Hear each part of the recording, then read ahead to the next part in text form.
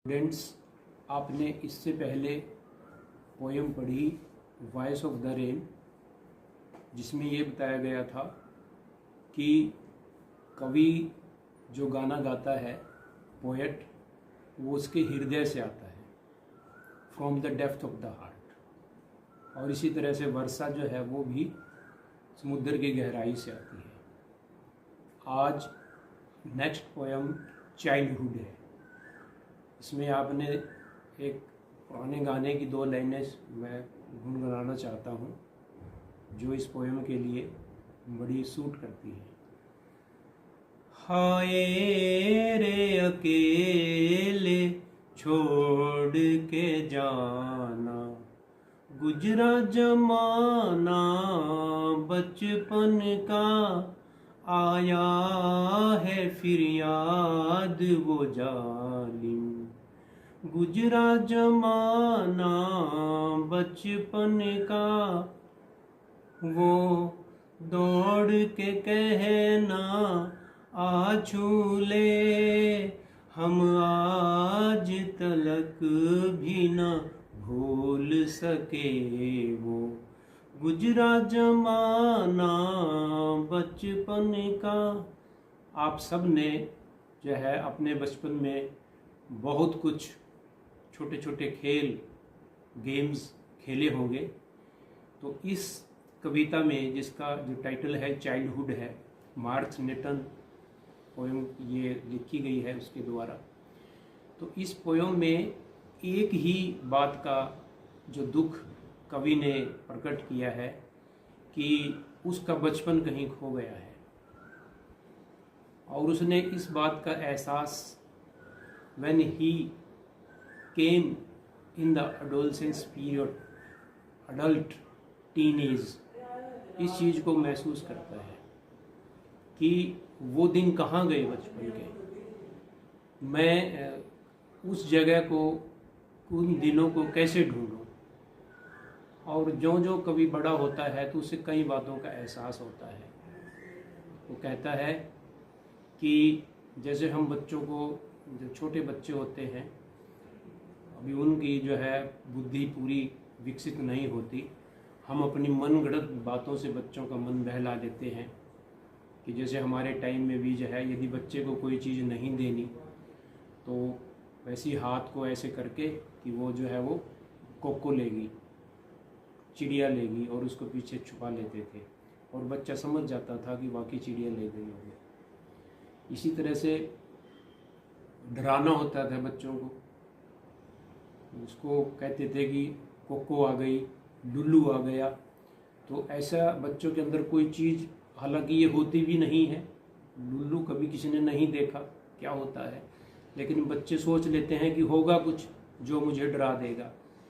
तो इस प्रकार से जो है बच्चा धीरे धीरे जैसे बड़ा होता है, वो अपने खेल, अपनी मनपसंद की वस्तुएं को भी जो है वो बदलता रहता है। जैसे यदि आज आपके जो स्टूडेंट्स हैं 11th क्लास के, सभी जो है टीन एज में है, 14 से 16 या 17 के बीच में, तो यदि उनको कहा जाए कि तुम एक छोटे से गुब्बारे से खेलो, तो वो शायद ना खेले।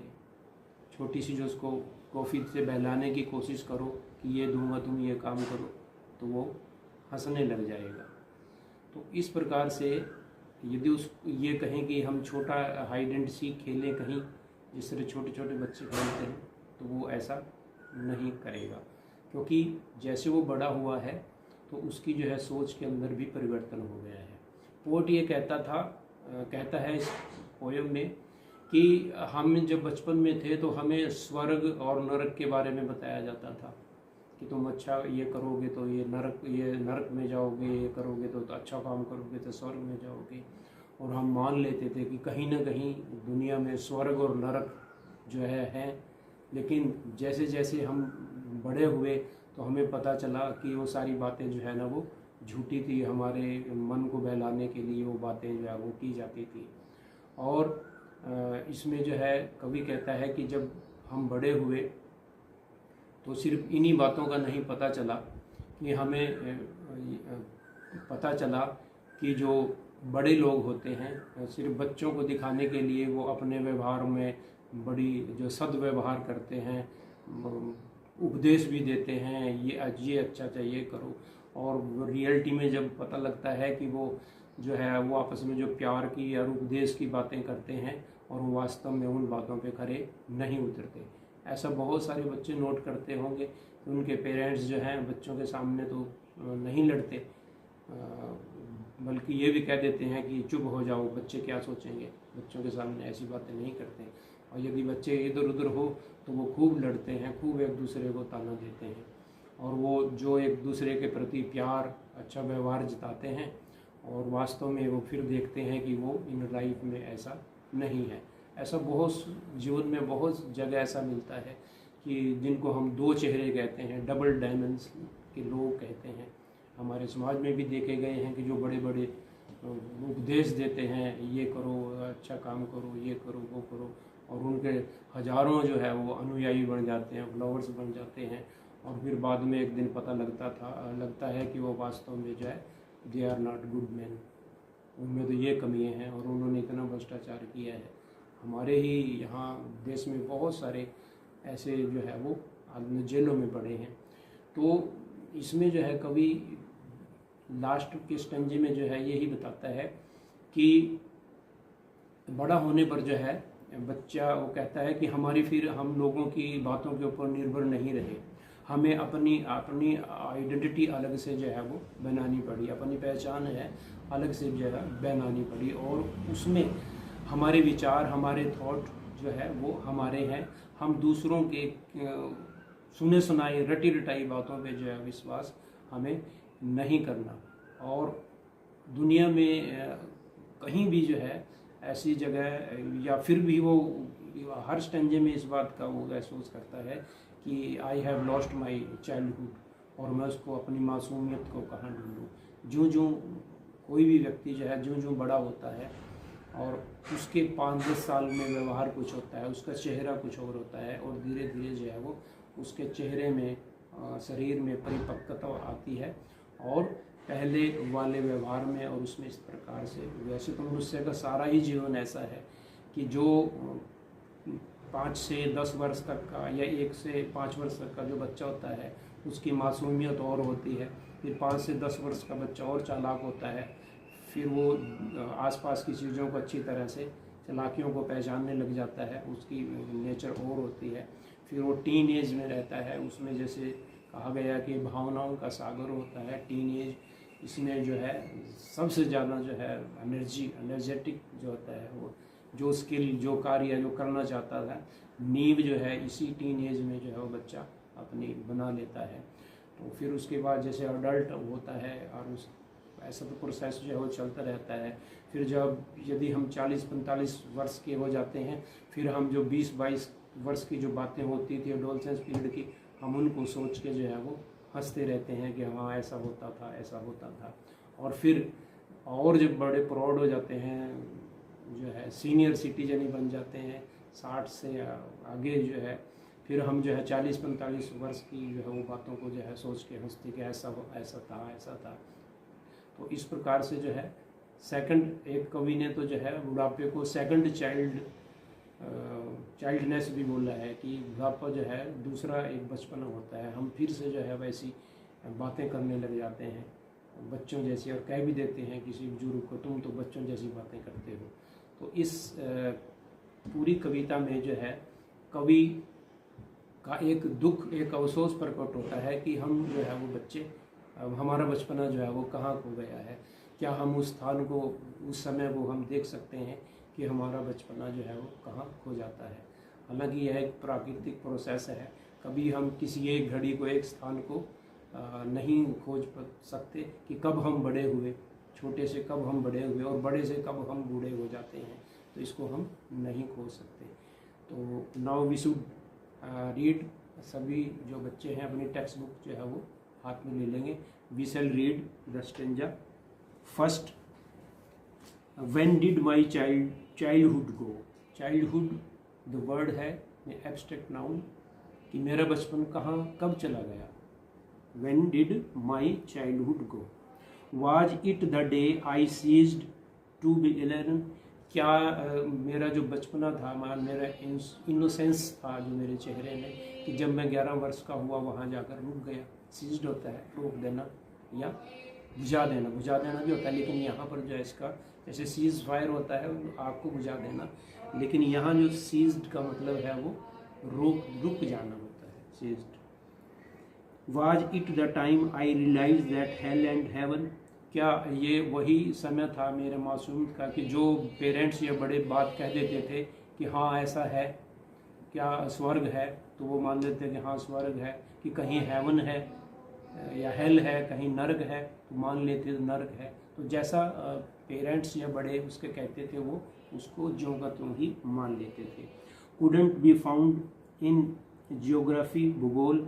क्या हम अपने इस बचपने को जहाँ वो खो गया है, जैसे कोई चीज़ खो जाती है तो हम ये सोचते हैं कि कहीं ना कहीं तो वो खो गई है, ढूंढने से कहीं ना कहीं मिल जाएगी, लेकिन यदि कोई वो वस्तु हो तो वो मिलेगी भी, जब वस्तु नहीं है तो वो कैसे मिलेगी। जैसे एक बच्चे ने अपनी दादी से पूछा कि दादी तुम इतना झुक कर जो है सारा दिन पीठ पर हाथ रख कर जो है वो क्या ढूंढती रहती हो, चल वो हालांकि वो इस तरह से चलती रहती थी नीचे देख देख के, तो वो कहती है कि बेटे मैं अपने बचपने पे अपनी जवानी को ढूंढती रहती हूँ, मेरे जवानी का छल्ला जो है वो कहीं खो गया है, मैं उसे ढूंढती हूँ।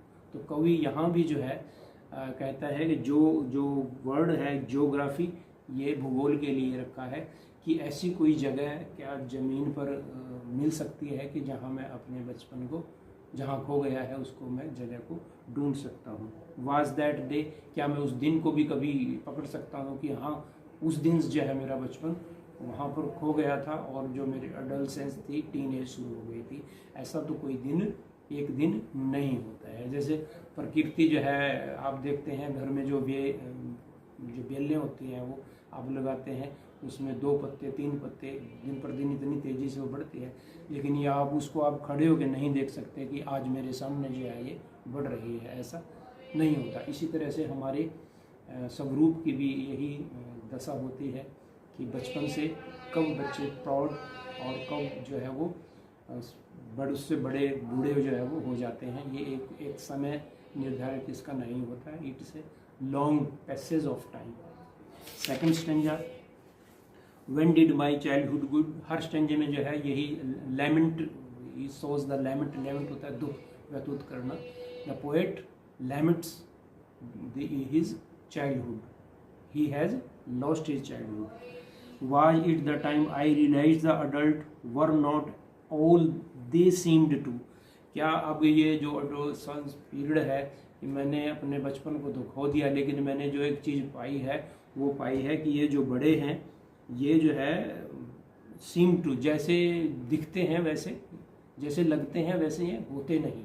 तो उसमें जो है वो कई बातें जो है इसी लाइन में इसने बता दिया कि realise that adults were not all they seem to, जैसे वो दिखाई जैसे होते हैं वो वैसे दिखाई नहीं देते। There is a difference between their behaviour and their real life they live.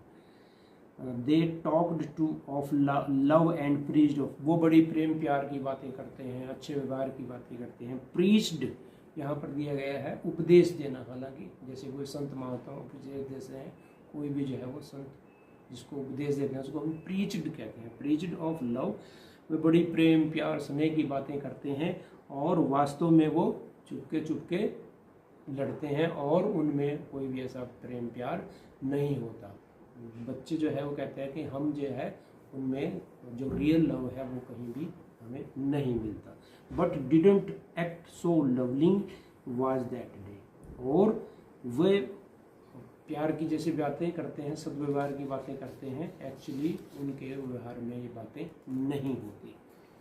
Third स्टेंजे में वही बात, when did my childhood go, वही बात रिपीट करती हैं कि where I have lost my childhood my innocence, was it when I found my mind was really mine. और उसके बाद जो है मैंने ये महसूस किया कि मैं अब बड़ा हो गया हूँ, अब जो इनोसेंस है वो तो कहीं चली गई है, खो गई है, लेकिन मुझे जो कई बातों का जो पता चला है वो मेरे लिए बड़ी फ़ायदेमंद है कि अब मैं समझदार हो गया हूँ। अब मैं जो उल्टे सुलटे जो उपदेश देते हैं मैं वो नहीं मानूंगा। मेरी अपनी एक सोच जो है वो बन गई है कि I have to take my decision, my career about it, producing thoughts that were not those of other people. जो मैं अपने विचार रखता हूँ वो कहीं से जो है उधार नहीं है, वो मेरे अपने विचार हैं।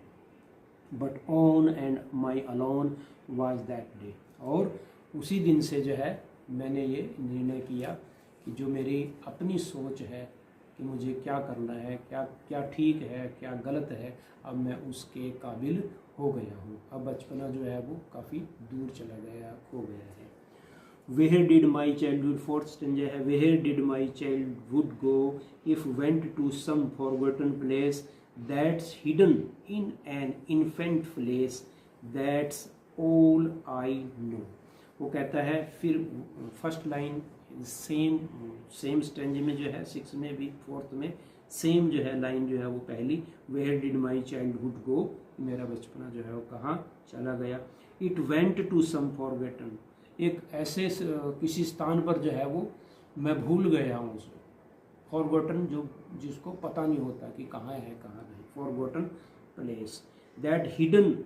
और वो बचपना जो है कहीं मेरे इसी रूप में कहीं ना कहीं जो है छिप गया है। जैसे किसी बीज के अंदर जो है उसके पूरे पेड़ बनने की जो है सारी संरचना जो है होती है, कैसे कितनी उसकी लाइफ है, कैसे उसकी ब्रांचेज होगी, कैसे उसका रंग होगा, कैसे उस पर फूल आएंगे।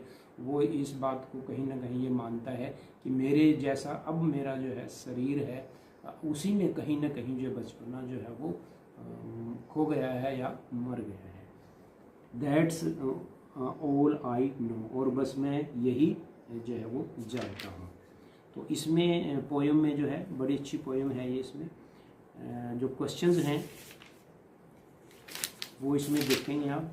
क्वेश्चन शॉर्ट क्वेश्चन है इसमें। Why did poet feel about heaven and hell in his childhood, what does he think about them now.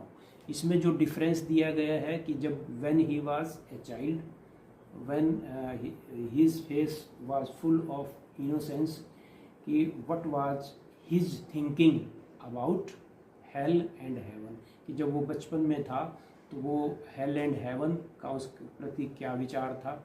और व्हेन ही और सी ग्रोज अप, जब वो बड़ा होता है, एंड कम्स इन टीनेज, तो वो स्वर्ग और नरक के बारे में जो है वो फिर वो क्या सोचता है। वही जो पहले बताया कि ये सारी बातें जो है काल्पनिक थी, इमेजिनरी थी, और जिनको हम मानते चले आ रहे थे।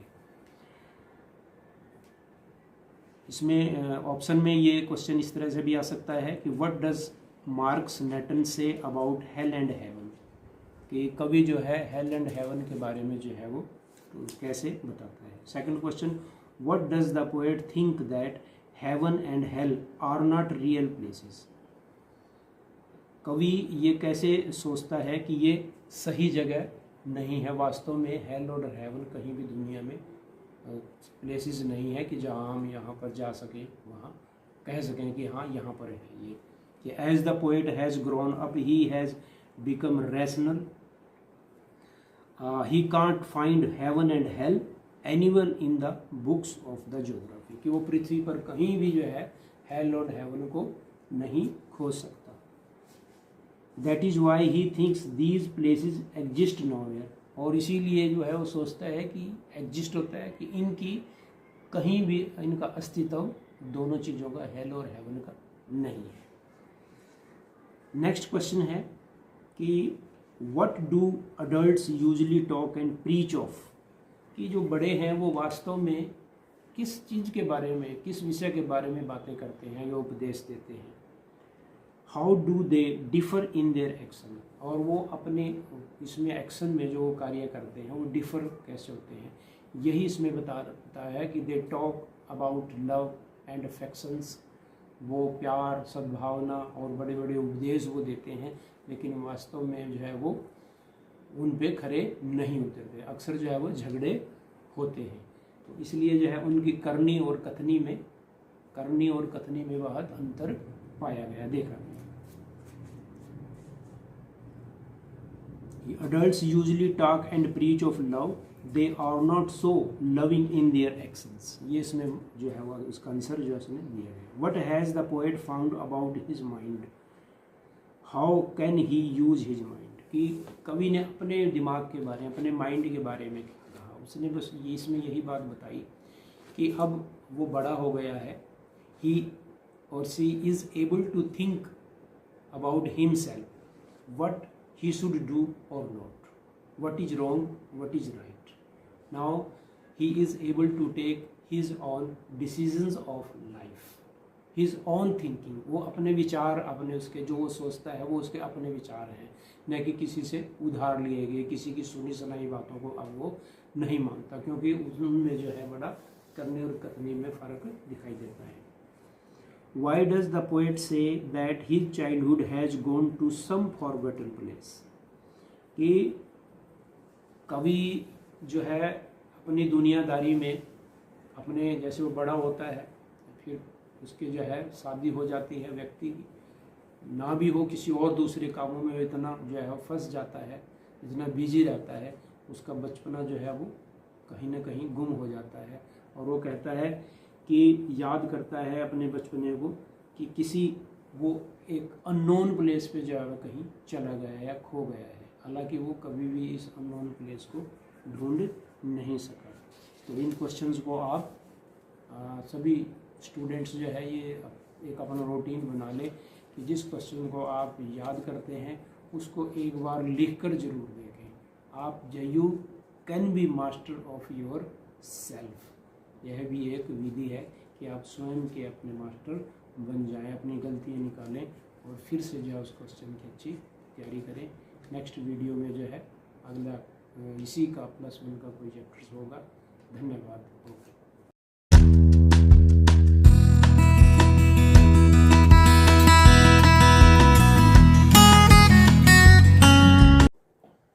Discovery of Tut's. आज आपको इस चैप्टर की ऐसी बारीकियां बताई जाएंगी जो शायद कभी कोई टीचर जो है उसको छोड़ देता है. दुनिया में जो शव का संस्कार करने की विधियां हैं, आप सब जानते हैं कि हिंदू समाज में शव को संस्कार जलाया जाता है और मुस्लिम समाज में उसको दफनाया जाता है, और कहीं कहीं जैसे कुछ में पश्चिम बंगाल या कहीं और जगह जल समाधि दी जाती है. लेकिन शव को मृत्यु के बाद भी जो है शव को जीवित तो नहीं, ज्यों का त्यों रखा जाए. आपने कई फिल्में भी देखी होंगी जिसको शव को कुछ लेप लगाकर बहुत वर्षों तक ज्यों का त्यों रखा जाता है, और इस पद्धति को ही मम्मी का नाम दिया गया है. और हमारे यहाँ माँ को मम्मी कहते हैं, लेकिन चाइना में जो मम्मीज़ होती है वो मरे हुए लोगों के शव को मम्मी कहा जाता है. उसके रखने का कारण ये होता है कि जैसे संस्कार करने के बाद तो कुछ भी नहीं बचता, लेकिन उन लोगों की ये धारणा रही है कि यदि उस व्यक्ति को किसी न किसी रूप में हम फिर से देखें, और फिर से हम तभी देखें जब हम उसको किसी विधि के द्वारा या उसके शरीर पर कुछ लेपन करके, ताकि उसमें बदबू ना हो, औषधियाँ लगाकर और उसके शरीर को विशेष प्रकार की पट्टियों से जो है बांध कर रख दिया जाता था. ऐसा होता है कि चाइना में जब हम किसी बच्चे का जन्मदिन मनाते हैं और पूर्वजों को एक जो मम्मीज़ के रूप में होते हैं वहाँ कुर्सी पे उनको बिठा दिया जाता है, ताकि उनको ऐसा लगे कि हमारे पूर्वज जो है हमारे साथ ही बैठे हैं. लेकिन हमारे यहाँ ऐसा हिंदू समाज में नहीं है. यही विषय फिल्मों में भी कई बार लिया गया है कि किसी ने जो है दफनाई हुई मम्मीज़ को जो है उसकी जो शव है, कफन है, उसको छेड़ दिया या उसके साथ छेड़छाड़ की और वो जाग गई और उसने बहुत सारे लोगों को मार दिया. तो इसी तरह से हमारे चैप्टर का विषय भी ऐसा ही है. जैसे दुनिया में 7 अजूबे माने जाते हैं और उन अजूबों में से जो मिस्र के पिरामिड है वो भी एक अजूबा ही है। क्या है मिस्र के पिरामिड? ऐसा लोगों का मानना था उन दिनों कि मृतक लोग जो है, मरे हुए लोग जो है, वो कभी ना कभी जो है वो वापस आएंगे, और जब वापस आएंगे तो उन्हें उनका वही शरीर मिलना चाहिए। तो इसी धारणा को, इसी रिवाज को मानते हुए मिस्र में जितने भी राजाओं की मृत्यु होती थी, उन राजाओं का एक बहुत बड़ा एक कब्रिस्तान बनाया जाता था। और जैसे हमारे यहाँ कब्रिस्तान होता है, ऐसा नहीं होता वो, उसके ऊपर एक बहुत बड़ा मकबरा बना दिया जाता था। और ये मकबरे इतने बड़े बड़े होते थे, एक बिल्डिंग के जैसे, हालांकि ये एक तरबूज के आकार के होते थे। और उनमें जो राजाओं का जो शव है उनको मम्मीज बनाकर लेटा दिया जाता था। और ये बड़े इसलिए होते थे, जो राजा का जैसा खान पान होता था, जो राजा खाता था, पीता था, यदि वो मांस खाता था तो हजारों क्विंटल जो है वो मांस उसके पास जो है वो रखा जाता था, पीने का जो सारा सामान, खाने पीने का। और यहाँ तक कि जो राजा के पास ट्रेजरी होती थी, आभूषण होते थे, गहने होते थे अलग अलग प्रकार के, वो सभी जो है राजा के पास जो है वो रख दिए जाते थे। और उनकी धारणा थी कि राजा यदि आगे जाकर राजा बनेगा तो उससे इस धन की आवश्यकता होगी। ये धन यूज होता है या नहीं होता है वो तो अलग बात है, लेकिन धीरे धीरे वहाँ इतने मकबरों का पूरा पिरामिड बन गया था कि वो देखते ही बनता था। और इसीलिए ये 7 वंडर्स में आता है। और उन मकबरों में जैसा मैंने बताया कि बहुत कीमती सामान होता था, तो वो लोग, जो कुछ लोग थे जो वो चोरी भी करते थे। तो हमारा जो चैप्टर है वो यहीं से शुरू होता है कि मिस्र में एक फ़ैरो नाम का एक वंश होता था जो बहुत ही शक्तिशाली होते थे। और उसका जो आखिरी शासक था उसका नाम जो है टट्स के नाम से भी, टट के नाम से भी जाना जाता है, कहीं उसको टट्स भी बोलते हैं। उसका ये शॉर्ट नेम था। और ऐसा माना जाता है कि उस राजा की किसी ने उसका मर्डर कर दिया था। और वहाँ पर हजारों कब्रें थी जिसको हम वैली ऑफ किंग्स के नाम से जानते थे। अब कई वर्षों के बाद जो है इस बात के ऊपर रिसर्च हुई। कुछ लोग ये ढूंढना चाहते थे कि जो टट्स था कि वो टीन एज में ही उसका मर्डर क्यों किया गया था। हालांकि उसने 8-9 साल ही राज्य किया होगा, लेकिन वो 17-18 वर्ष का जो है वो मर्डर कर दिया गया था। इस गुत्थी को सुलझाने के लिए जो है 1922 में एक अंग्रेज ने, हार्वर्ड ने जो है इस पे रिसर्च की। जैसे 1922 में आपने पढ़ा होगा कि सिंधु घाटी की सभ्यता, वो उसकी भी मोहनजोदड़ो या मिंटगुमरी, इन स्थानों पर जो है उसकी खुदाई की गई, जिसमें बहुत सारी पुरानी व्यवस्थाओं के, नगर व्यवस्था के बारे में पता चलता है। तो 1922 में ही जो है इसकी कब्र को, टट्स की कब्र को मिस्र के पिरामिड में ढूंढा गया। और ऐसा माना जाता है कि जैसे एक अफवाह थी कि जब जो भी कोई इस कब्र को ढूंढता था या कोई वो करता था, उसके साथ कोई ना कोई अनहोनी जरूर होती थी। कार वारखान वन जो है एक हार्वर्ड भी, जिसका शुरू में जो लीडर रहा, उसने जो है कोशिश की इसकी कब्र को ढूंढने की। और कब्र के ढूंढने के बाद जब उसने इसको ढूंढा तो उसको मच्छरों ने काट लिया और उसको निमोनिया हो गया, और थोड़े दिनों के बाद ही वो मर गया था। और फिर ये बात जो है कहीं ना कहीं उन लोगों की, जो आसपास के जो लोग रहते थे, उनकी ये बात सच भी साबित हुई। जो प्रोफेंसी थी भी ऐसा होगा, और वो कुछ हुई भी। तो बहुत दिनों तक जो है वो खोज पेंडिंग रही। फिर उसके बाद जो है 40 वर्षों के बाद फिर से जो है एक अंग्रेज ने उसको, कब्र को जो है खोदना शुरू किया। अब वो कब्र जो ऐसी तो थी नहीं कि जैसे हम यहाँ मानते हैं कि 5-6 फुट, ज़्यादा 8 फुट की जो है कब्र हो। वो अपने मकबरे में 26 फुट जो है नीचे गहराई में दफन थी। और उसको जो है वो जब उसको निकाला गया फिर से बहुत तेज़ हवा का तूफान का बवंडर, रेत का बवंडर जो है उठा। सब के सब जो है वो जो कार्यकर्ता थे, वो आर्कियोलॉजिस्ट थे, वो फिर भी डर गए, लेकिन वो इस चीज़ को कम मानते थे कि ऐसा हमारे साथ भी बुरा होगा, क्योंकि ये अपनी धुन के पक्के होते हैं, चाहे अपनी जान की भी बाजी लगानी होती है। तो उसकी कब्र को निकाला गया और उसकी कब्र में से जो ताबूत निकले उनमें ये विशेषता थी कि वो एक ताबूत के अंदर दूसरा ताबूत, दूसरे के अंदर तीसरा, मतलब 3 में जो है वो बंद था। जैसे डिब्बे में, बड़े डिब्बे में छोटा डिब्बा, उसमें वो इस तरह से वो बंद थे। और उसमें से जब निकाला तो पूरे एक उसका जो शव था, जिसको हम मम्मीज़ कहते हैं, वो एक फट्टे के ऊपर जो है वो लेटा हुआ था। और उस फट्टे के ऊपर जो है वो इतना बिल्कुल हिलता डुलता नहीं था।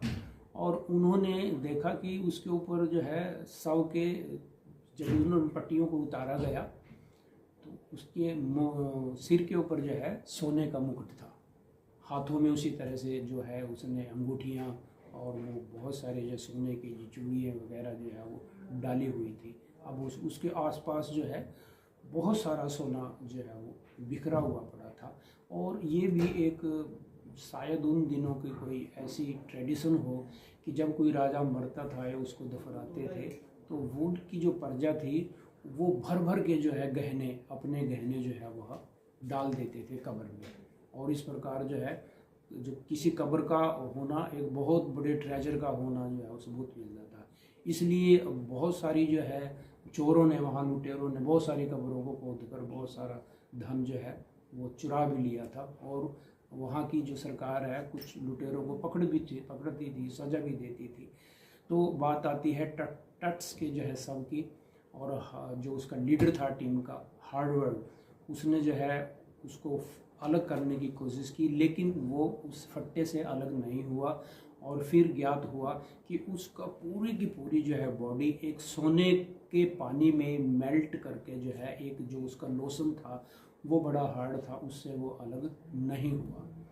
उन्होंने फिर सोचा, क्योंकि एक वहाँ कुछ लोगों का एक ग्रुप भी था, वो नहीं चाहते थे कि हमारे जो राजा है टट्स, उसके शव का अपमान हो।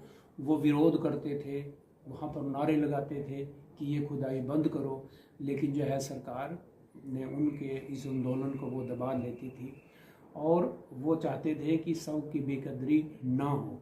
लेकिन जो हार्वर्ड था उसने उसके शव को अलग करने के लिए जो है बहुत सारी कोशिश की। उसने उसको चिलचिलाती धूप में भी रखा और कम से कम 170 फ़ारेनहाइट डिग्री पर भी हुआ जो है वो नहीं पिघला।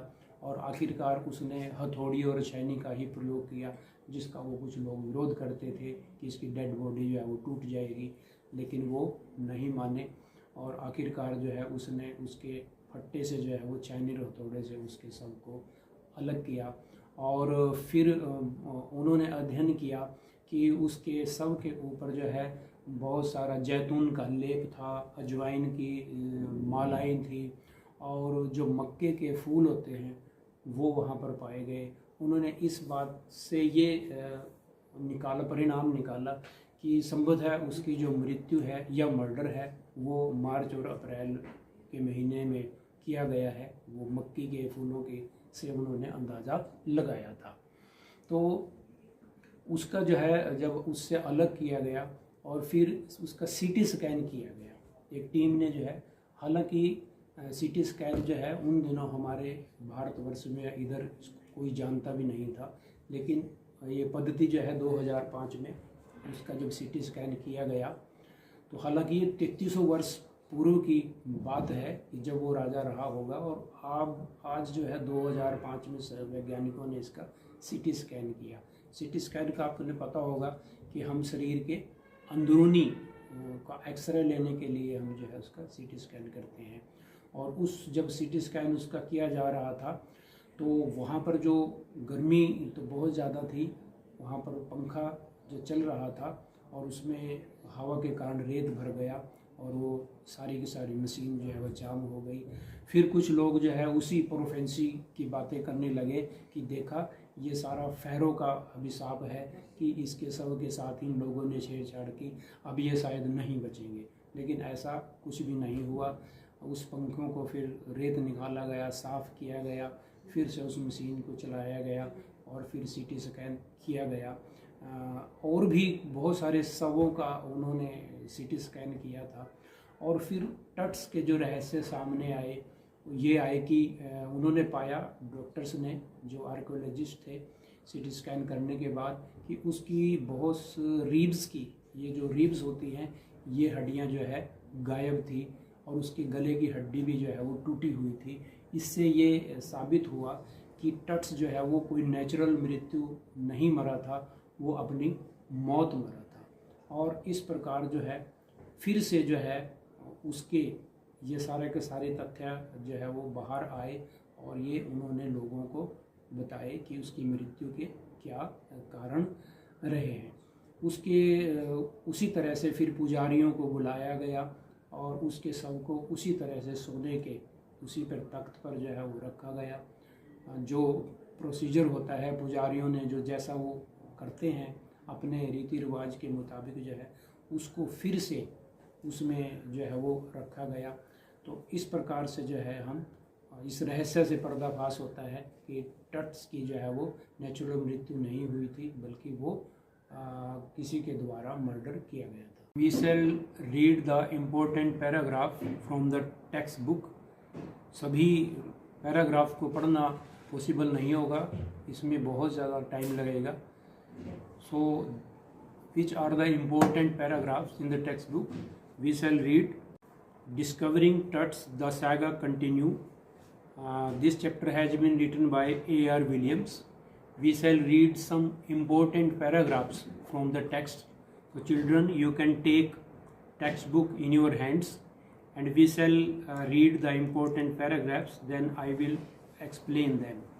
He was just a teenager when he was died, the last heir of the powerful family that had ruled Egypt and its empire for centuries. इसमें बताया गया कि जो आखिरी का फ़ैरो था वह टीन एजर था, वह बहुत ही शक्तिशाली परिवार से संबंध रखता था जो मर गया था।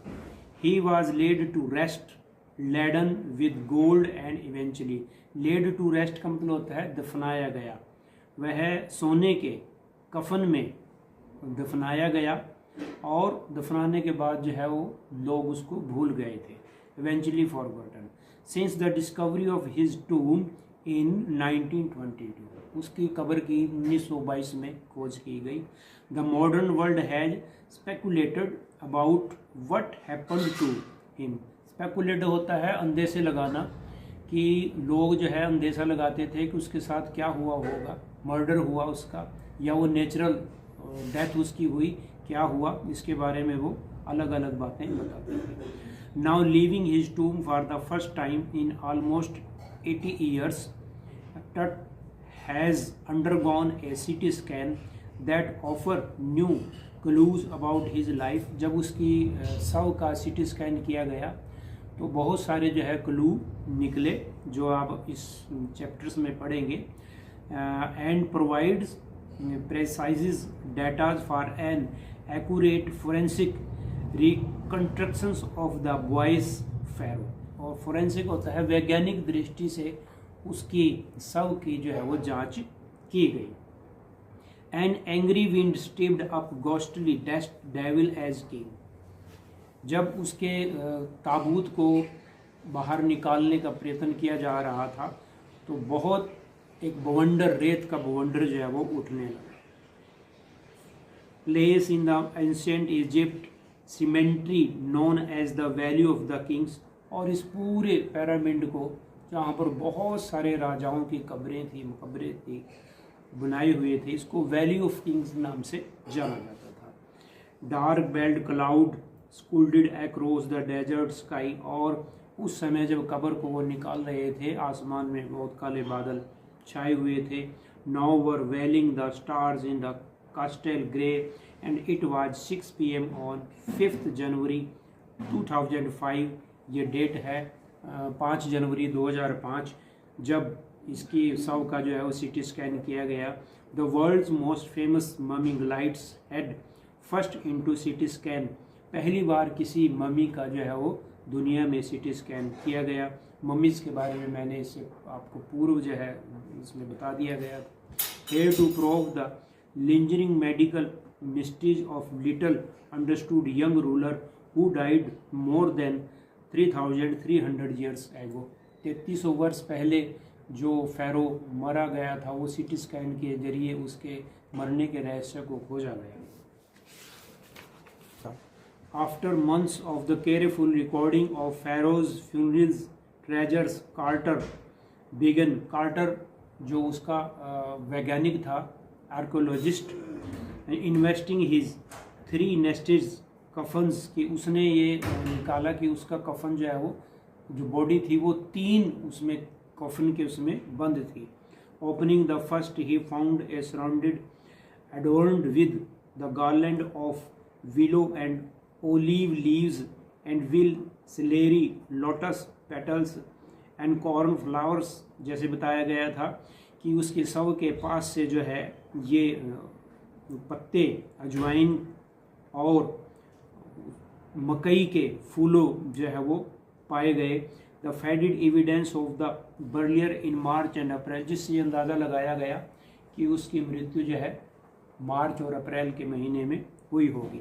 When he finally reached the mummies, though he ran into trouble, the ritual regions had hardened cementing। Cementing का मतलब यह है कि जब उसकी बॉडी को, उसके शव को उससे अलग करने का प्रयत्न किया गया तो वह पूरा उसके साथ पक्का हो चुका था, बिल्कुल जाम था वो, जिसे कहते हैं मजबूती से। जो सलूशन लगाया गया था वह पूरा सख्त हो गया था। Tut to the bottom of his solid gold coffin, और पूरी एक सोने की परत उसके नीचे थी जिससे वो चिपका हुआ था। No amount of legitimate force could move them. Carter wrote later what was to be done. Carter की ये समझ में नहीं आया कि क्या किया जाए, इसको किस तरह से जो इसको से अलग किया जाए, शव को इस फट्टे से जो है वो अलग किया जाए। The sun can beat down like hammer far south in Egypt, and Carter tried to use it to the loosen the reasons for several hours। Africa, Asia, rivers, Egypt, Nile, यह नील नदी के किनारे इसका जो मकबरा था वो बना हुआ था इजिप्ट में, और उसने कई तरीके हैं इसके बारे में सोचा कि हथौड़ी और छैनी का प्रयोग करना ही पड़ेगा। He set mummy outside the blazing sunshine heated to 149 degree. उसने उसको सूर्य की चमचमाती पूरी उसके शव के फट्टे सहित जो है चमचमाती धूप में भी रखा, ताकि जो है कुछ वो सोल्यूशन पिघल जाए, कुछ गोल्ड पिघल कर हल्का हो जाए, लेकिन ऐसा नहीं हुआ। He reported with scientific detachment that the consolidated material had to be sizzled away from the beneath of the limbs and trunk before it was possible to raise the king's remains। कि वो शव के बाकी parts को, जैसे टांगे हैं, बाहें हैं, उनको उसके धड़ से सारी चीज़ों को उस फट्टे से, उस पिघले हुए लोहे सोने से वो कैसे जो है उसको अलग कर सके। उसने जो है फिर छैनी और हथौड़े का प्रयोग जो है वो करना पड़ा। In his defence Carter really had the little choice if he had not cut the mummies free. Thieves most certainly would have circumvented the guards and ripped it apart of the remove the gold। और यदि वो इसको इसी तरह से छोड़ देता निकाल कर, तो बहुत सारे चोर लुटेरे वो उनको शवों से जो है सोना जो है वो चुरा लेते थे, और ऐसी संभावना जो है टट्स के शव के साथ भी थी। In Tut's time the royal were fabulously wealthy. उसने बताया कि टट्स के टाइम में जो है जो राजा महाराजे होते थे वो बहुत ज़्यादा शाही अमीर होते थे। एंड दे थॉट और hoped they could take their rich riches with them, और उनको ऐसा होता था, एक ऐसा अनुमान होता था उनका कि वो अपने धन को जो है अगले जगह अगले जन्म में जो है वो साथ ले जाएंगे। For he journey to the great beyond king Tut was lavished with glittering golds precious collars inlaid necklaces and bracelets, rings, amulets, ceremonial aprons, sandals, slits of his fingers and toes, and now iconic inner coffin and marks। और इसी तरह से जो टट्स का शव था वह पूर्ण रूप से जो है आभूषित था, सोने के चांदी के अलग अलग प्रकार के जो है वो गहने वहाँ पर मौजूद थे, और उसके पाँव की उंगलियों में हाथों में जो है गहने पहनाए हुए थे। प्योर ऑफ गोल्ड, बिल्कुल शुद्ध सोना जो है वो था। To separate Tut from the adornment Carter's men removed the mummy head and severed nearly every major points, और उसको अलग करने के लिए सभी जोड़ों को जो है वो उसने वो अलग अलग करना पड़ा। जैसे घुटने थे, उसकी एल्बोज थी, उनसे नेक थी।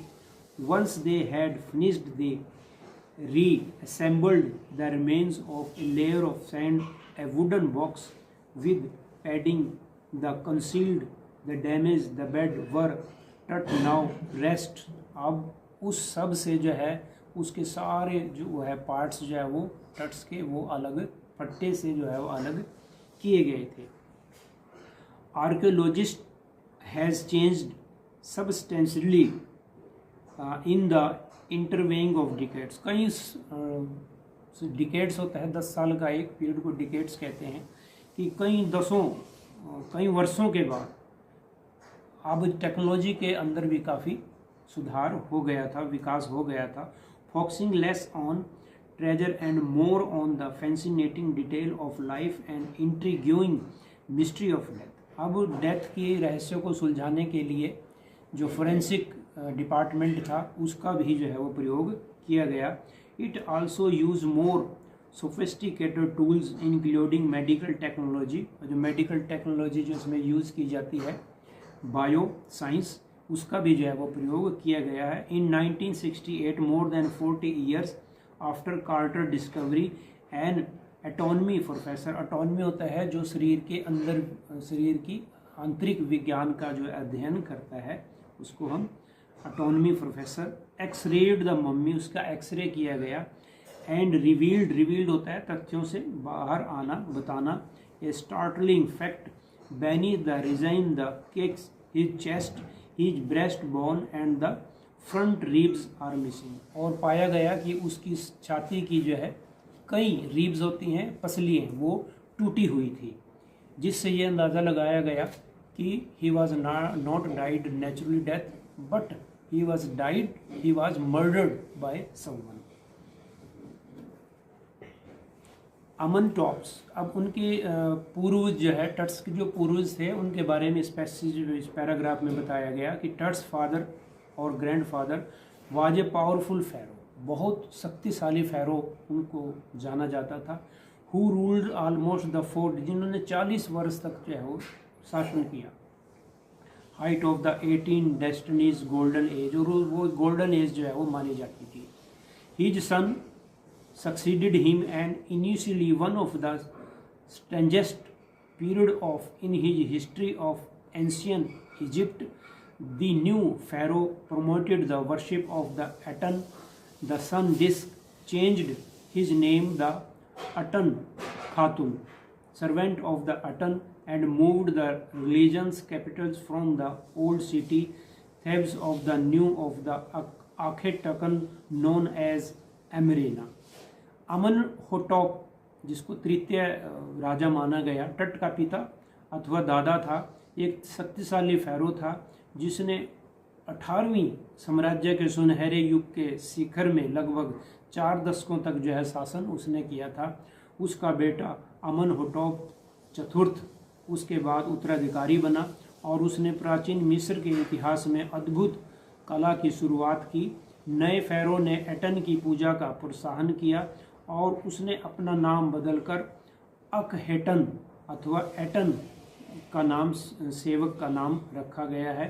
धार्मिक राजधानियों को थोबस से बदलकर जो है नए सार आखे नेतन की राजधानी जो है उसको बनाया गया। ये उनकी पूर्व जो है हिस्ट्री जो है वो थी। नेक्स्ट जो है इम्पोर्टेंट जो है, the boy king soon changed his name, और टट्स जो है लड़के ने अपना जो है नाम, जो उसका आखिरी शासक था, अपना नाम बदल कर जो है वो टटन खामुन रख लिया था। Restoration of the old ways, he reigned for about 9 years, उसने सिर्फ 9 वर्ष तक ही जो है वो शासन किया, एंड देन और फिर वो मर गया था। Regardless of his fame and the speculations about his faith, दुर्भाग्यवंश Tut is one mummy among many in Egypt, कि उसकी ख्याति और उसके भाग्य के बारे में अटकलें बहुत सारी थी कि अनेक मम्मियों में से वह भी एक था। कोई कितना नहीं जानता था, मिस्र की मम्मी प्रोजेक्ट जिसने 2003 के अंत में गणना आरंभ की थी, अब तक लगभग 600 की गणना वो कर चुका था। जो वैज्ञानिक थे आर्कोलॉजिस्ट, उन्होंने 600 शवों को की जो है इसी प्रकार से गणना की थी। The night of the scan worked carried Tut from the tombs in his box like bears. They climbed a ramps of a flight of stairs into the ring and outside, then rose on a hydraulic lift into the trailer that held the scanner. 20 minutes later, 2 men emerged separately for an office nearby and returned with a pair of wide plastic fans. The $million scanners had quite because of sand in cooler fan crush of the pharaoh jogged a guarded nervously. Scan की रात, जिस रात को उसकी body को scan किया गया, श्रमिक टुट को उसकी कब्र से उन श्रमिकों ने जो है, लेबर्स ने जो है बॉक्स से उससे बाहर निकाला। वे ताबूत को ले जाने की तरह एक ढलान पर और फिर सीढ़ियां चढ़कर बाहर, क्योंकि वो 26 फीट जो है वो नीचे गहरे उसमें दफन था, और वो चक्कर काटते हुए जो है वो जैसे नीचे से ऊपर आते हैं इस तरह से वो पैड़ी थी, वो ऊपर उसको लाया गया। और इस दौरान जो है वो कहते हैं कि तेज़ रेत की आंधी चली, और जिससे जो है वो मशीन के पंखों में जो है रेत फंस गया, और वो कहते हैं कि $50,000 की जो मशीन थी वो सारी की सारी बेकार हो गई, क्योंकि उसके पंखों में रेत भर गया था। लेकिन जो श्रमिक थे या जो हेड था, उसने जो है फिर से रेत को निकाला गया और फिर से उस मशीन को कई हफ्तों के बाद रिपेयर करके फिर चलाया गया। और कुछ लोग जो है ये कह रहे थे कि अब फ़ैरो का जो श्राप है इन लोगों को लगेगा। But in the trailer a technician pulled up astrologist images of Tut's on the computer screen, और फिर एस्ट्रोलॉजर ने उसके सब के जो जो डाटाज थे वो सारे के सारे स्क्रीन पर जो है वो डाले गए, और उसकी एक शेप को जो है वो बनाया गया। Neck vibrate appeared as a clearly as in anatomy class वही उसके सारे जीव शरीर का, अंदर के शरीर का जो है वो अध्ययन किया गया। Other images reveals A hand several views of his rib cage and transactions of the skill, उसकी जो स्कल थी उसके भी जो है सीटी स्कैन का अध्ययन किया गया। But for now the pressure was of sitting back in his chair. जाही हवास, ये जाही हवास जो है वहाँ एक लोगों के समाज का अध्यक्ष था, वो इस पूरी प्रक्रिया का, टट्स के शव को बाहर निकालने का, मम्मीज़ को बाहर निकालने का वो विरोध करते थे, और इसको वो चाहते थे कि इसको बंद किया जाए। वो कहते थे कि हम जो है, हमारा राजा टट्स है, इसके शव का हम अनादर नहीं देख सकते। और फिर सब अध्ययन करने के बाद जो है पूरी संस्कृति के साथ पुजारी बुलाकर जो है उसके शव को फिर से उसी तरह से जहाँ से वो निकाला गया था उसी तरह से वो लेप लगाकर जो है उसको वहीं रख दिया गया। और जहाँ पर ये by the time we left the trailer descending metal stair of the sandy ground the wind had stop, और उस समय जो है जब ये कार्य पूरा हुआ हवा बिल्कुल रुक चुकी थी। The winter air lay cold and still and death itself in his valley of the departed, just above the entrance of the Tut's tomb stood Orion, the constellations that the ancient Egyptians knew the soul of the Osiris. Osiris होता है ऐसा वहाँ माना जाता था कि जो मृत्यु का देवता होता है, मम्मीज का देवता होता है, उसको जो है ओरिसिस का नाम दिया गया। और फिर वहाँ पर एक उनके मकबरे के बाहर जो है उन दोनों का, टट्स का और उस मृत्यु के देवता का जो है एक बहुत बड़ा फोटो जो है लगाया गया, जिसको जो है पर्यटक घूमने से जाने से पहले जो है वहाँ देखते हैं। The god of Osiris, the god of the afterlife, watching over the boy king, और सभी इसको देखकर हैरान रहते हैं। आत्मा से उनको, लोगों को बालक राजा और उनकी आत्मा के बारे में लोग सोचते हैं। और इसके जो है कुछ इम्पोर्टेंट क्वेश्चन जो है मैं आपको बताता हूँ। कुछ शॉर्ट क्वेश्चंस हैं कि why has king Tut's body been subjected to repeated scrutiny होती है, इसकी जो है वो जांच करते समय क्या उनको दिक्कतें आई। इसमें वही दिक्कतें आई कि जो एक समूह था वो नहीं चाहता था कि इसके शव के साथ कोई छेड़खानी की जाए, वो विरोध करता था, नारे लगाता था और वहाँ वैज्ञानिकों को ये कहता था कि जिसने भी अब तक यहाँ छेड़खानी की वो जीवित नहीं बचे हैं। सेकंड क्वेश्चन है why was the Harvard cottons investigations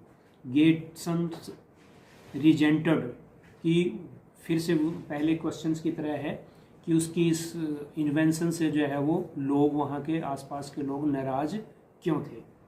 Y was Tut's, third question है why was Tut's body buried along with the gilded treasures, कि उसकी जो बॉडी थी, उसका शव था, वो किस चीज़ से जो है वो एकदम सख्त हो गया था, वो अलग क्यों नहीं हो रहा था। फोर्थ क्वेश्चन है explain the statement king Tut is one of the first mummies to be scanned in life as in death, कि वो एक पहला ऐसा राजा क्यों रहा कि जिसके शव का जो है वो स्कैन किया गया। इसमें यही बात बतानी है कि उस समय तक जो है कि 2005 तक जो है ये टेक्नोलॉजी आ गई थी कि हम किसी भी बॉडी का जो बहुत वर्षों पुराना हो, हज़ारों वर्ष पुराना हो, हम उसकी हड्डियों को और एनाटॉमी को देखकर जो है हम उसके मरने के कारण का जो है वो कारणों का जान पता लगा सकते हैं।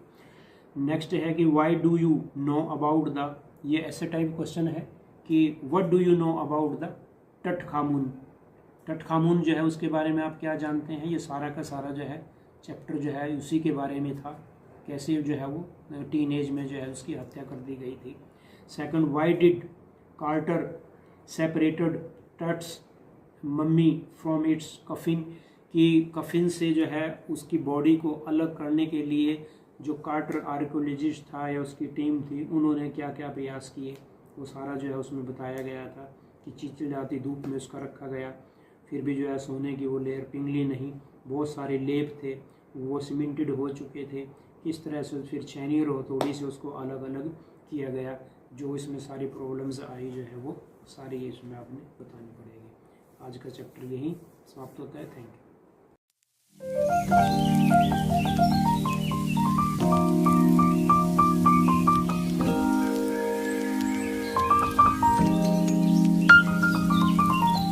प्यारे बच्चों, आप में से बहुत ने गुलिवर व हातम ताई या अलिफ लैला की रोमांचक रहस्य व रोमांच से भरी कहानियाँ अवश्य सुनी होगी।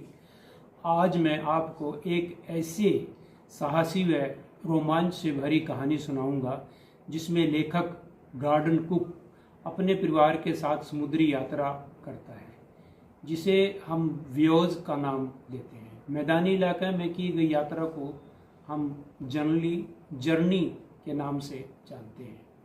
लेखक समुद्र की यात्रा के द्वारा दुनिया का पूरा चक्कर काटना चाहता था। हालांकि यह कार्य इतना आसान नहीं था। वह अपने परिवार को पीछे अकेला भी नहीं छोड़ना चाहता था। इसलिए उसने अपनी पत्नी, जिसका नाम मैरी तथा पुत्री सयू और एक उसका पुत्र था जॉन, जिसकी आयु 7 वर्ष की थी। इन सभी को उसने अपने साथ यात्रा पर ले जाने का निर्णय लिया। लेखक इंग्लैंड देश का निवासी था। समुद्री यात्रा पर जाने से पहले उसने यात्रा की सभी तैयारियां की थी। सबसे पहले तो उसने यात्रा का जो रूट मैप था वो तैयार किया। यह वही मार्ग था जो 200 वर्ष पहले एक समुद्री नाविक कैप्टन जेम्स कुक ने अपनाया था, कि जहाँ जहाँ से वह गया था लेखक को उसी रास्ते को अपनाना था। लगभग 16 वर्षों से लेखक व उसकी पत्नी यात्रा के बारे में सोचा करते थे। वे समुद्री नाविकों के द्वारा की गई अन्य यात्राओं का भी अध्ययन करते थे। वह उन यात्राओं के दौरान आने वाली समस्याओं का भी बड़ी बारीकी से अध्ययन करते थे। सबसे पहले उसने एक बहुत बड़ी नाव बनाने की योजना बनाई और फिर जो नाव तकरीबन 23 मीटर लंबी थी, जिसका वजन 30 टन या 300 क्विंटल के आसपास था, उसको बनाने में उसे कम से कम 3 वर्ष लगे। और फिर उसने इसका नाम जो वेव वाकर रखा, समुद्र में चलने वाला जहाज। इसको बनाने में जैसा कि अभी बताया कि 3 वर्षों से भी अधिक समय लगा। तूफानी मौसम में समुद्र में कई बार इसको का परीक्षण किया गया कि इसमें क्या क्या समस्याएं आएंगी। जो परीक्षण में यह वेव वाकर बड़ा सही उतरा। आखिरकार वह दिन आ ही गया और वह दिन था जुलाई 1976, जिस दिन उसे यात्रा का शुभारंभ करना था। यात्रा का सफ़र 2,55,000 किलोमीटर का था। पहला पड़ाव 1,05,000 किलोमीटर पार करने का था तथा दूसरा पड़ाव 2,50,000 का था। इसके पश्चात हिंद महासागर से आगे का सफ़र 1,50,000 किलोमीटर का था। यह सफ़र लगभग 3 वर्ष में पूरा करना था। लेखक उसके परिवार ने 3 वर्षों का राशन व अन्य जरूरी सामान बड़ी नाव में रख दिया था। जिस तरह से सभी समुद्री यात्राओं में बहुत समस्याओं का सामना करना पड़ता था, लेकिन फिर भी लेखक व उसके परिवार में यात्रा का बड़ा उत्साह था। आखिरकार वह दिन जुलाई 1976 आ गया, जिस दिन उसे यात्रा का शुभारंभ करना था। यात्रा का सफ़र 2,55,000 किलोमीटर का था। पहला पड़ाव 1,05,000 किलोमीटर पार करने का था। पड़ाव का स्थान केप टाउन था। उसके पश्चात हिंद महासागर से आगे का सफ़र 1,50,000 तकरीब या 1.5 लाख किलोमीटर का था। यह सफ़र लगभग 3 वर्षों में पूरा करना था। नाव में सभी जरूरी सामान रख दिया गया। सभी में समुद्री यात्रा पर जाने का बड़ा उत्साह था। इंग्लैंड की बंदरगाह, फेमस बंदरगाह पोर्ट प्लेमाउथ से यात्रा का शुभारंभ किया गया। 1,05,000 किलोमीटर का यात्रा बड़ी आनंद पूर्वक पूरी हो गई। यानी उसमें कोई भी टेम्पेस्ट, जिसे हम समुद्री तूफान कहते थे, वो नहीं आया। किसी खराब मौसम का सामना उन्होंने नहीं करना पड़ा। कुछ दिनों के आराम के बाद, मतलब केप टाउन में कुछ दिनों के आराम के बाद उन्होंने फिर से अपनी यात्रा को शुरू करने का निर्णय लिया। लेखक ने यात्रा के दूसरे भाग की तैयारी की।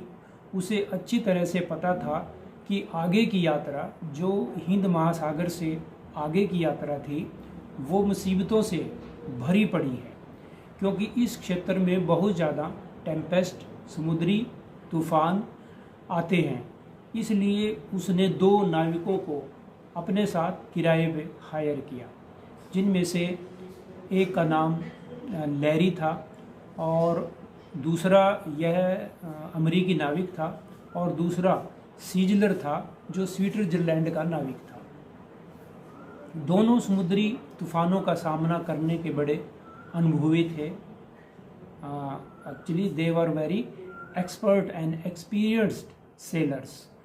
वे दोनों 2 दिनों तक केप टाउन में से बिना किसी समस्या के आगे बढ़ते चले गए।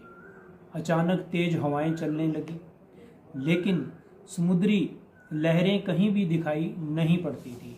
25 दिसंबर को वे केप टाउन से आगे 3500 किलोमीटर वो आगे तय कर चुके थे। उनके पास नाव में एक क्रिसमस ट्री था और उस दिन उन्होंने जो है नव वर्ष क्रिसमस डे बड़े आनंदपूर्वक उत्सव जो क्रिश्चियंस का होता है वह उत्सव मनाया। उन्होंने यह भी आशा थी कि मौसम जल्दी ही बदल जाएगा, लेकिन दुर्भाग्यवश बैड लक उनका था और यह मौसम और भी खराब हो गया। 7 दिनों के बाद 2 जनवरी को मौसम और भी ज़्यादा बिगड़ गया। समुद्र में तेज हवाओं के साथ बड़ी बड़ी ऊंची लहरें उठने लगी। जहाज बड़ी लहरों के कारण कभी आगे से तो कभी पीछे से हिचकोले खाने लगा। जहाज की गति कम कर दी गई, प्रत्येक रस्सों को कसकर बांध दिया गया। सभी जीवन रक्षक नौकाओं को भी तैयार किया गया कि उस जहाज में जो है कुछ जीवन रक्षक नौकाएं थी कि समय आने पर जो है उन नौकाओं को लेकर जो है बचा जा सकता है, इसलिए उनको जीवन रक्षक नौकाएं जो है वो कहते थे। विरोधी वाटरप्रूफ जो है ड्रेसेस, सब ने वाटरप्रूफ ड्रेसेस पहन ली थी कि हो सकता है कि पानी में जंप करने की नौबत आ जाए। बड़ी तेज़ हवा थी, चलने लगी, लेकिन आकाश काले बादलों से पूरा का पूरा ढक गया था। काले बादलों के बहुत बड़े बड़े जस्ट लाइक ए माउंटेन वो नज़र आ रहे थे, जिसे लेखक व नाविक काले ब्लैक माउंटेन्स के नाम से उनको बोल रहे थे। वह वास्तव में एक बहुत बड़ी, वो देखकर ये बड़े हैरान हुए, जिनको वो काले बादलों के पहाड़ कहते थे वो वास्तव में they were not black clouds, actually they were very gigantic huge waves, sea waves, जो बड़ी तेजी से आगे बढ़ रही थी। और फिर देखिए कि नाव जो है उनकी किस तरह से तूफान में फंस गई। बिजली की तेज चमक, बादलों में तेज गड़गड़ाहट वो सुन रहे थे। इसको सुनकर सभी घबरा गए। नाव में जैसे ही वो लहर टकराई, जिससे नाव का संतुलन धीरे धीरे बिगड़ने लगा और उसने लेखक की नाव को एक खिलौने की तरह हिला दिया। उसका लेखक का सिर, स्टीयरिंग जो उसका नाव का था, उसके साथ जो है बुरी तरह से जोर से टकराया। वह नाव के बाहर जाकर गिर पड़ा। यह देखकर उसकी पत्नी व बच्चे जोर जोर से रोने लगे। लेखक को लगा कि वह लहरों के साथ साथ पानी में डूब रहा है, क्योंकि चोट लगने से उसे धीरे धीरे बेहोशी भी आ रही थी। ही वॉज फीलिंग अनकॉन्शियसनेस, बेहोशी। लैरी और सेजलर जो 2 नाविक किराए पे लिए गए थे, उन्होंने जहाज को नियंत्रित करने की कोशिश की। उसे लगा कि उसकी मौत नज़दीक ही है, क्योंकि वह धीरे धीरे पानी में डूब रहा था। फिर भी वह चिल्ला रहा था और वह बीच बीच में कह रहा था अपने बच्चों को सांत्वना देने के लिए कि मैं थोड़ी देर में वापस आ जाऊंगा, मुझे कुछ नहीं होगा।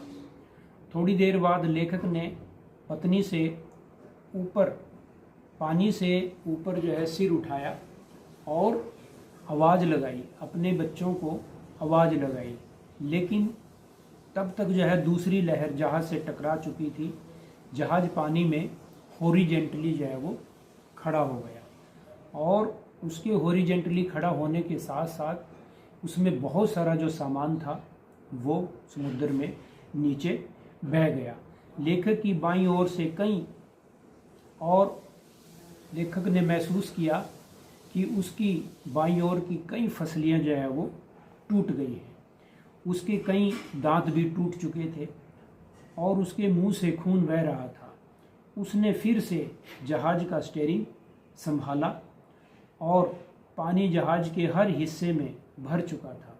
उसकी पत्नी चिल्लाई, वी आर सिंकिंग, कि हम डूब रहे हैं।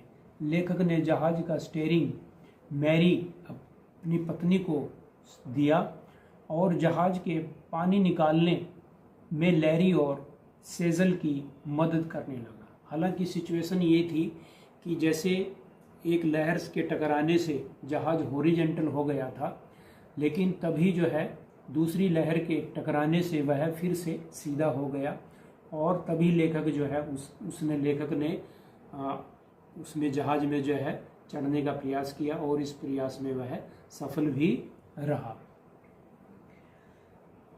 लेखक फिर तैरकर बच्चों के कैबिन में गया। उनसे पूछा कि बच्चों, क्या तुम ठीक हो? उन्होंने जो कहा कि हाँ पापा, हम ठीक हैं। लेकिन सयू, जो उसकी बेटी थी, उसके सर से खून बह रहा था, उसकी आंखें सूज गई थी चोट के कारण और बिजली के से चलने वाला जो जनरेटर था वह भी सर्किट के कारण वो खराब हो गया था, जिससे जो पानी का पंप चलाता था वो भी खराब हो गया। और किस्मत ये उनकी ठीक थी कि एक दूसरा एक्स्ट्रा पंप जो है उसने जहाज में यानी नाव में रखा था। किस्मत से जहाज में उस पंप से जो है वो पानी को निकाला गया और लेकिन जितना पानी वो जहाज से निकालते थे उससे कहीं ज़्यादा पानी जहाज के फट्टे टूटने की वजह से नीचे से उसमें भर जाता था। वे सब मिलकर सारी रात जो है नाव से पानी निकालते रहे, लेकिन जैसे बताया था कि नीचे से टूटने की वजह से, लकड़ी के तख्ते टूटने की वजह से जितना पानी वो निकालते थे उतना ही उससे कहीं ज़्यादा पानी जो है उसके अंदर आ रहा था। जीवन रक्षक, जिसको हम SOS बोलते हैं, सेव अवर सोयल। जहाज यदि समुद्र में किसी जहाज को कोई मुसीबत हो या वो डूब रहा हो, किसी की सहायता लेना चाहता है, तो वो एक पिस्टल होता है जिससे वो धुआं करते हुए ऊपर छोड़ता है और कोई यदि दूसरा जहाज उसको देख लेता है तो वो उसको बचाव के लिए वहाँ पर पहुँच जाता है। लेखक व उसके जो दूसरे सेलर्स थे, लैरी, उन्होंने भी ऐसा किया। SOS के मैसेज जो है वो भेजे गए, लेकिन दुर्भाग्यवश किसी ने भी उनके इस मैसेज को नहीं देखा और कोई भी अन्य जहाज उनकी मदद करने के लिए नहीं आया। अब वो हिंद महासागर में बिल्कुल अकेले थे। बस भरोसा था या सहारा था तो भगवान का ही था। उनकी बेटी का सिर चोट की वजह से काफ़ी सूज चुका था, उसकी आंखें काली पड़ चुकी थी। जब लेखक ने पूछा कि तुमने अपनी चोटों के बारे में मुझे क्यों नहीं बताया, तो सू ने कहा कि उस समय मैं अपनी चोटों के बारे में नहीं सोच रही थी, मैं सभी के बारे में ये सोच रही थी कि यदि मैंने अपनी चोट के बारे में बताया कि पापा और भी ज़्यादा दुखी होंगे। हमें अपने आप को इस समस्या का सामना करने के काबिल बनाना है। तब उन्होंने फिर से, लेखक ने नक्शा उठाया और उस नक्शे में उन्होंने एक टापू जो उसमें मेंशन किया हुआ था कि उस टापू पर जाकर उनको कोई राहत मिल सकती है। 3 जनवरी की सुबह तक पानी का स्तर काफ़ी हद तक जो है वो ठीक हो गया था, क्योंकि लेखक व नाविक ने जहाज़ के जो फट्टे टूटे हुए थे उनकी रिपेयर कर दी और वो पानी जो नीचे से पेंदे से ऊपर जहाज़ में बह रहा था, आ रहा था, वो रुक गया। अब वो उनको जहाज़ में थोड़ी शांति थी, लेकिन यह शांति जो है अल्पकालीन थी। क्यों थी अल्पकालीन? क्योंकि दूसरी एक लहर फिर से उनको दिखाई देने लगी। हालांकि समुद्र जो है थोड़ा शांत दिखाई दे रहा था। जहाज़ के कई हिस्से, ऊपर के कई हिस्से टूट चुके थे जिनको तुरंत ठीक भी करना था, तथा वे सभी बारी बारी अब आराम करते थे। कोई सो जाता था, कोई जागता था। लेखक ने भीगे हुए नक्शे को उठाया और काफ़ी देर तक उसे निहारता रहा। उसे पता था कि यहाँ से काफ़ी दूर एक टापू है यदि वो टापू हमें मिल जाए तो हम वहाँ अपना ठहराव कर सकते हैं, यात्रा को थोड़े दिन के लिए हम वहाँ रह सकते हैं। उसने गणना की कि तकरीबन 100-150 किलोमीटर की दूरी पर 2 टापू हैं। उनमें से एक एम्स्टर्डम था। वहाँ पहुँचने के लिए हवा का रुकना ज़रूरी था, क्योंकि हवा से मस्तूल जो जहाज़ के होते हैं वो हवा की मदद के कारण ही जो है वो चलते हैं। लगभग 2 दिन बाद सभी ने कुछ न कुछ भोजन किया और we are not afraid to die, यह हम मरने से नहीं डरते, यह जो टाइटल है इसका चैप्टर का, ये जॉन उसका बेटा था, उसने कहा कि मैंने हवा के रुख को पहचान लिया है, हवा तूफ़ानी हो गई है। फिर से सभी के मन में एक घबराहट थी, जैसे बताया गया था कि दूसरी लहर जो है वो दिखाई देती थी। 5 जनवरी को सुबह बिल्कुल अर्ली इन द मॉर्निंग मौसम फिर से भयानक हो गया। लेखक बच्चों के कैबिन में गया और उनसे उनका हाल चाल पूछा और उनको सांत्वना दी। जॉन बेटे ने पूछा, डैडी क्या हम मरने जा रहे हैं? पापा ने कहा कि नहीं नहीं, ऐसा तुम ऐसा क्यों कह रहे हो? हमने पहले हिम्मत से, बहुत मुसीबत से हमने पहले तूफ़ान का सामना किया है, अब भी हम जो दूसरे तूफ़ान का सामना भी करेंगे, हम मरने से नहीं डरते। यह जॉन ने अपने डैडी को कहा कि यदि हम सब एक हैं तो हम मरने से नहीं डरते। आप, मम्मी, स्यू और मैं, लेखक सभी हंसकर वापस चला गया। उसने जहाज़ के ठीक हिस्से को तेज़ पवनों व लहरों के सामना करने के लिए मजबूत कर दिया। उस शाम लेखक व उसकी पत्नी एक दूसरे का हाथ पकड़कर बैठे रहे। पानी फिर से अंदर आने लगा। दोनों ने अनुभव किया कि अब शायद बचना मुश्किल है, मौत बहुत नज़दीक है, क्योंकि जो दूसरी लहर आई थी वह बड़ी तेज़ थी।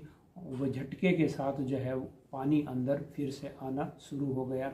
लेकिन किस्मत को कुछ और ही मंजूर था। जहाज़ तूफ़ान का सामना करने के लिए जैसे बिल्कुल तैयार था। लेखक ने गणना की कि केप टाउन से वो 1.5 लाख किलोमीटर दूर थे। वे 65 किलोमीटर चौड़े द्वीप को ढूंढ रहे थे। सयू भी दर्द से कहरा रही थी। दोपहर के 2 बज चुके थे। लेखक जहाज़ के डेक पर गया।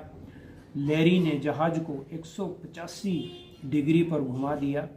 उसने कहा कि हम लगभग 5 बजे तक उस द्वीप पर पहुंच जाएंगे। जॉन खुशी से चिल्लाते हुए वहां पहुंचा, क्या मैं आपके गले लग सकता हूं? और यह बात उसकी बेटी सुई ने भी कही। ऐसा क्यों? पापा ने कहा कि ऐसी क्या खुशी की बात है? सभी ने कहा क्योंकि आप एक अच्छे पापा और एक अच्छे नाविक हैं, क्योंकि वह द्वीप जो है जिसको हम ढूंढ रहे थे वो देखो सामने दिखाई दे रहा है। क्या सचमुच ऐसा है? उसके पापा ने पूछा और दोनों बच्चों ने कहा कि हाँ हाँ पापा, ये है, बिल्कुल ठीक है। और एम्स्टर्डम द्वीप अब बिल्कुल स्पष्ट सभी को नज़र आ रहा था। थोड़ी देर बाद सभी द्वीप पर पहुंच गए। टापू पर पेड़ पौधे नहीं थे, क्योंकि वह एक ज्वालामुखी जब फटा होगा कभी वहाँ, वह ज्वालामुखी ठंडा था, उसी से वह द्वीप बना था। और वहाँ उस द्वीप पर केवल 28 लोग जो आदिवासी होंगे वहाँ के इनहेबिटेंट वो रहते थे। उन्होंने लेखक व उसके परिवार का बड़ा स्वागत किया और इस प्रकार उन्होंने अपनी जो यात्रा थी, क्योंकि आगे बहुत ज़्यादा जो है रास्ता समुद्री खतरनाक था, उन्होंने अपनी यात्रा यहीं पर स्थगित कर दी और वो इस द्वीप पर रहने के बाद फिर वो वापस अपने चले गए।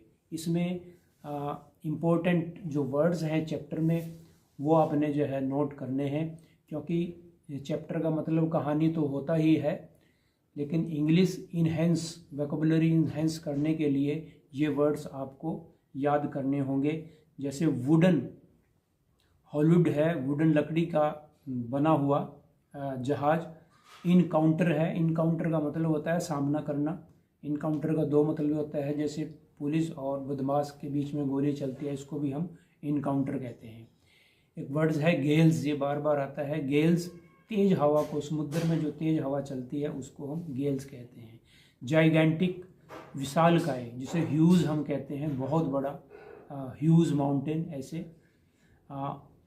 ओमनियस, ओमनियस होता है बैड ओमन, अशुभ जिसको। अनैरमस, अनैरमस भी बहुत बड़े, उसके लिए ये यूज किया गया है वर्ड्स। कैप्साइजिंग, कैप्साइजिंग होता है जैसे सिंकिंग होता है, डूबना या डूब रही। नेक्स्ट जो है वो है रैंच्ड, रैंच्ड होता है मुड़ टूट जाना, जैसे जहाज हॉरिजेंटल होकर वहाँ से काफ़ी जगह से टूट गया था। सर्वाइव्ड होता है किसी मुसीबत से बाहर निकलना, संकट को से लांग देना, संकट से बच जाना, सर्वाइव्ड बचना। हॉस्ट होता है लहराना, जैसे हम नेशनल फ्लैग का हॉस्ट करते हैं, हॉस्ट। डेट्रियोरेट, डेट्रियो होता है ज़्यादा खराब हो जाना, डेट्रियोरेट द हेल्थ, और ज़्यादा बिगड़ जाना, बुरा हो जाना। नेक्स्ट है प्लैंक्स, तख्ते होते हैं, पार्ट्स, वुडन पार्ट्स वो। कैरिक्रेचर्स, कैरिक्रेचर होते हैं, हालांकि कैरिक्रेचर होते हैं विरूप, चित्र होते हैं जिनके बनाए हुए, जैसे अखबारों में कैरिक्रेचर बनाने वाले होते हैं, जिसमें वो पता तो लग जाता है कौन व्यक्ति है, उसका कभी नाक बड़ा होता है, आंखें बड़ी होती हैं, टांगें पतली होती हैं, ये सारे जो है कैरिक्रेचर्स इनको हम बोलते हैं। कन्विक्शंस होता है दृढ़ विश्वास। ऑफ शेयर, ऑफ शोर होता है तट से दूर चले जाना, समुद्र से परे। इनहेबिटेंट्स, इनहेबिटेंट्स होता है किसी जगह के निवासी। क्रूशियल, क्रूशियल होते हैं नाजुक। Now some important questions of these chapters. There are 3 main essay type questions. What preparations did the writer and how his wife for their round of the world views, कि लेखक और उसकी पत्नी किस तरह से जो है वो समुद्री पूरी दुनिया का चक्कर जो है वो यात्रा का काटना चाहते हैं, इसमें वो सभी लिखेंगे आप। उन्होंने किस तरह से इसकी तैयारी की, किस तरह से उस जहाज़ को, वे वाकुर को बनाया, और पूरे 3 साल का जो है वो सारा उसमें राशन रखा, और कितनी उनको यात्रा करनी थी, तकरीबन 2,50,000 किलोमीटर की वो पूरी यात्रा थी। सेकंड क्वेश्चन है what happened to the writer in the storm, और जैसे तूफान आया तो वो कैसे, जैसे उसके सिर जो है वो स्टीयरिंग पे लग गया तो उसको चोट लग गई थी, और चोट के कारण जो है वो झटके के साथ जो है पानी में, समुद्र में गिर गया था, और काफ़ी देर जो है संघर्ष करता रहा डूबने से बचने के लिए, और फिर उसमें आया। किस तरह से उन्होंने जो है टूटे हुए जहाज़ को, जिसमें पानी अंदर चला गया था, जनरेटर चलाकर जो है पंप से उन्होंने पानी निकाला, और उस जहाज़ को फिर से जो है वो रिपेयर किया। और लेरी और जो दूसरा नाविक था उन्होंने कैसे जो है लेखक की सहायता की। थर्ड क्वेश्चन है what is the lesson do we learn from the such हर्जड एक्सपीरियंसेस, कि इस सारे चैप्टर से जो है आप जो है क्या सीखते हैं।